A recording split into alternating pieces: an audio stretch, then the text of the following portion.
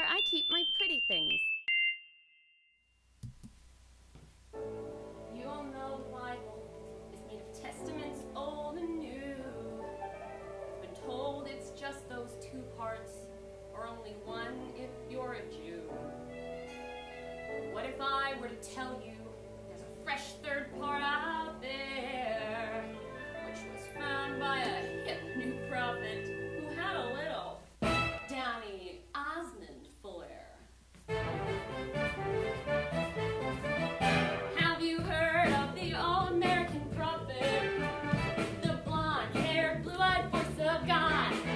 He didn't come from the Middle East like those other holy men. No, God's favorite prophet was all-American. I'm going to take you back to biblical times, 1823. An American man named Joe living on a farm in the Holy Land of Rochester, New York. You mean the Mormon prophet, Joseph Smith? That's right, that young man spoke to God. Spoke to God? God said, Joe, people really need to know that the Bible is in two parts. There's a part 3 to the Bible, Joe. And I, God, have anointed you to dig up this part 3 that is buried by a tree on the hill in your backyard. Wow, God says go to your backyard and start digging. That makes perfect sense. Joseph Smith went up on that hill and dug where he was told. Deep in the ground, Joseph found shiny plates of gold. What are these golden plates? Who buried them here and why? Then appeared an angel. His name was Moroni. I am Moroni, the all-American angel. All-American, my people lived here long, long ago. This is a history of my race.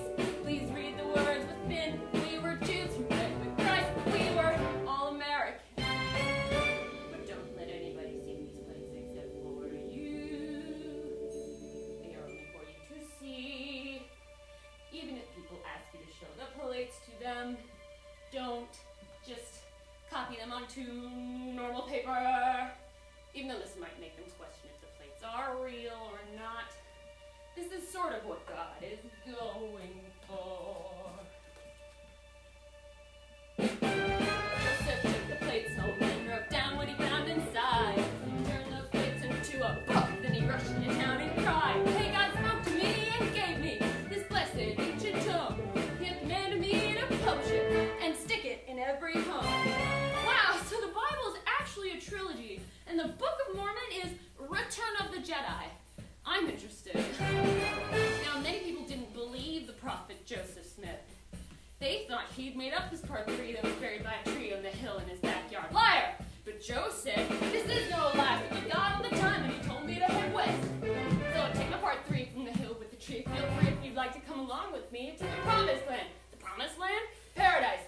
On the west coast, nothing but fruit and fields as far as the eye can see. Have you heard of the all-American prophet? He found a brand new book about Jesus Christ.